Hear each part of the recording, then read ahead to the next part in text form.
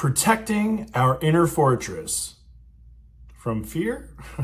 Today on Fortitude through Stoicism, and this is my 365-day journey of implementing the ancient philosophy of Stoicism into the life of this modern masculine man. I pause and chuckle because Ryan Holiday often comes from the perspective of fear. Tells me he's an emotion-based thinker, probably a blue. So I'm going to come at it from a different perspective.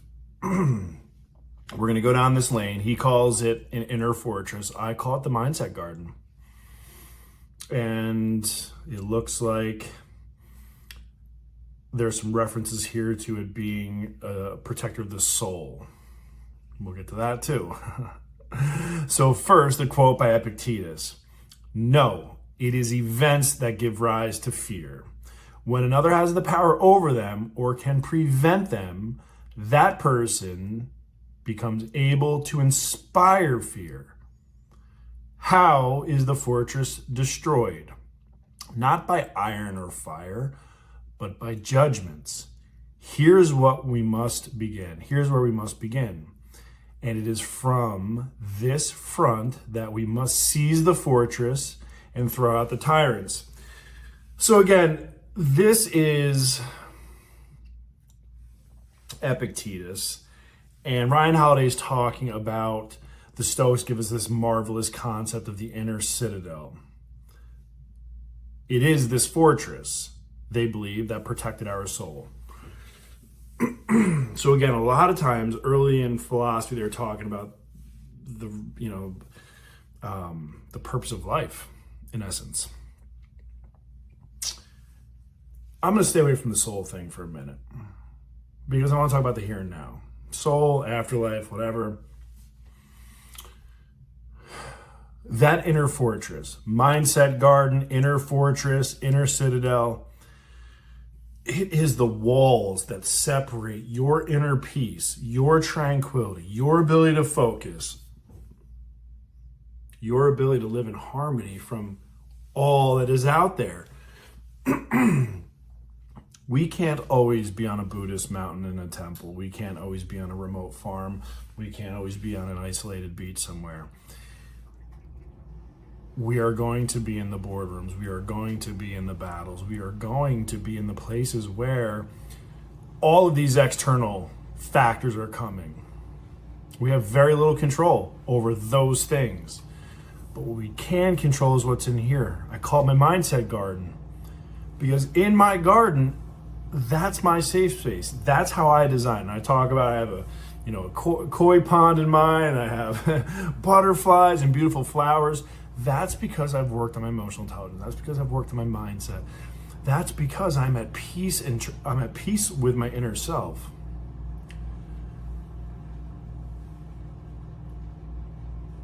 The only time that my inner fortress has been seized by the enemy, negativity, bad thoughts, all these things, is from within. I allow these thoughts in my head. I allow certain people in my garden. That's on me. History teaches us that an impenetrable fortress can still be breached if betrayed from the inside. The citizens inside the wall, if they fall prey to fear, greed, avarice, can open the gates and let the enemy in. And truthfully, it's always what it's been with me. If we're talking philosophically or in reality, my enemies don't beat me. I beat myself. And it's because I let the wrong people into my inner circle. I let the wrong people inside my head. And I take ownership from that because I'm the one that executes those thoughts. So it's me that allowed that shit in there. That is why your perimeter must be heavily defended. What does that look like in reality? Right? You're not putting machine guns up around your apartment building. But it means that I draw healthy boundaries between people. I let them know, hey man, here's the boundary. Cross and we're done. Best to you. That's it.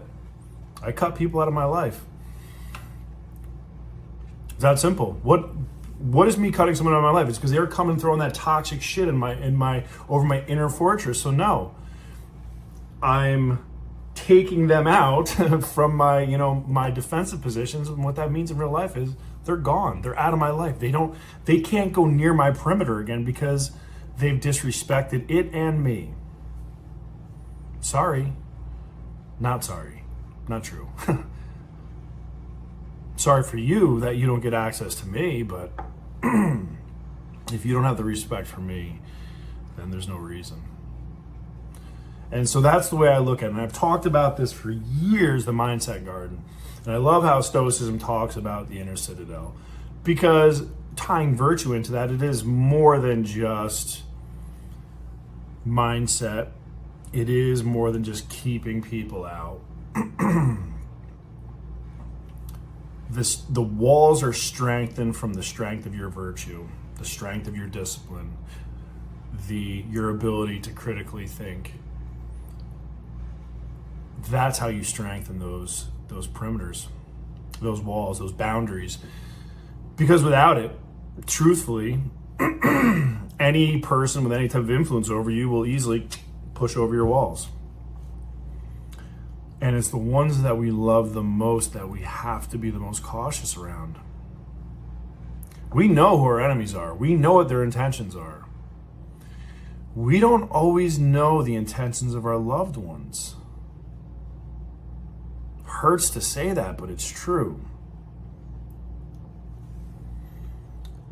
Your inner citadel, your inner fortress, your mindset garden is 100% your responsibility for not only creating, establishing, maintaining, and defending, and growing.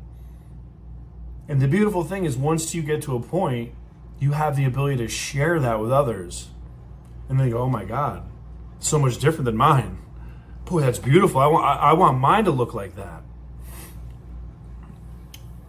Influence.